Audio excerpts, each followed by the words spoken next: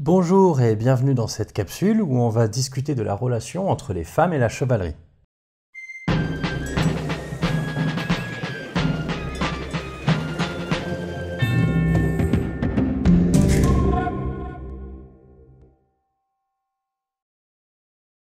On a pu le voir dans l'épisode sur les tournois, les femmes appartenant à l'aristocratie sont actives dans la structuration et la perduration de la culture chevaleresque.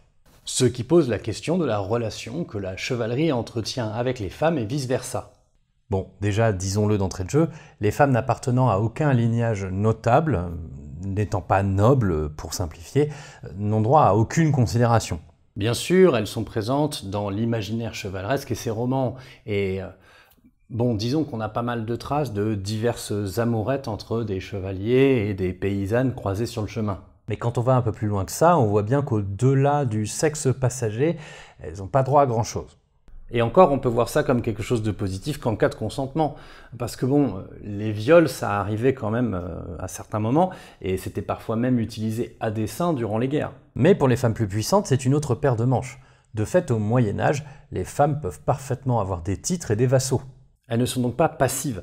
Au-delà de l'idéalisation des dames dans les romans de chevalerie, elles ont des stratégies, et il leur arrivait de prendre les armes ou de commander. Ce n'est pas la norme, mais ça arrive, a fortiori dans le cas de la mort du mari ou bien même de son absence. Ce qui, avec les croisades, arrivait pas mal. Que ce soit dans les tournois, les discours, les événements politiques ou même les œuvres littéraires écrites par des femmes troubadours, on s'aperçoit d'une chose. Les femmes gravitant autour de la chevalerie en connaissent les codes, les usages, et sont parfois même des arbitres pour juger de la qualité d'un chevalier.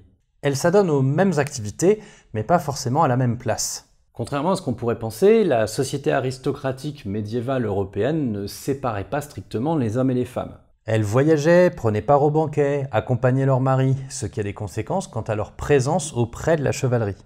Typiquement, elles pouvaient parfaitement accompagner des armées en campagne, être présentes durant les sièges et même prendre part aux conseils de guerre.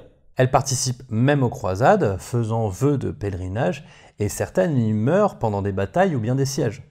On en retrouve d'ailleurs plusieurs combattant aux côtés des chevaliers dans les sources musulmanes. Même les ordres militaro-religieux comprennent des femmes dans leur rang. Templières, hospitalières et teutoniques, ça demandait des arrangements, mais ça avait parfaitement lieu, soit parce qu'elles suivaient leur mari, soit par choix personnel. Elles sont ainsi souvent mises dans une position de sœurs et séparées dans des maisons féminines, mais elles participaient tout à fait à la bonne tenue des activités des ordres, notamment spirituels. Il leur arrivait de combattre, mais c'était exclusivement défensif, comme à Elbing en 1245 pour les teutoniques, contre une attaque de Svantopelk de Poméranie. On voit donc que des femmes s'impliquent dans tous les aspects de la chevalerie. Relations vassaliques et matrimoniales, gestion des terres, croisades, ordres et même combats. Cela va même jusqu'à l'intégration de certaines dans les ordres de chevalerie fondés par les royautés. Typiquement, on a des dames de la jarretière, et ce phénomène se retrouve dans d'autres ordres européens. Ainsi, la figure de la guerrière ou même de la chevaleresse se décline dans les mythes de la chevalerie.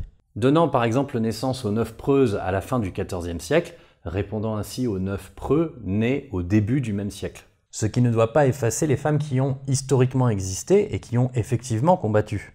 Finalement, Jeanne d'Arc est une descendante de cette possibilité de femme guerrière qui, par son éclat, a paradoxalement participé à les effacer par la suite. Nous pouvons donc dire que la chevalerie a été un phénomène également vécu au féminin et que des femmes ont participé à faire vivre, tout en nous léguant une iconographie intéressante. Pour vous montrer à quel point cette question est encore prégnante aujourd'hui, je vous signale qu'en mai 2024, des archéologues ont retrouvé dans un cimetière de l'ordre de Calatrava les restes d'une femme.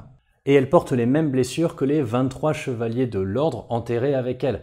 De quoi proposer qu'elle était, sinon chevalière, au moins combattante à leur côté. Et voilà, c'est la fin de cette capsule. Merci de m'avoir écouté et bonne journée.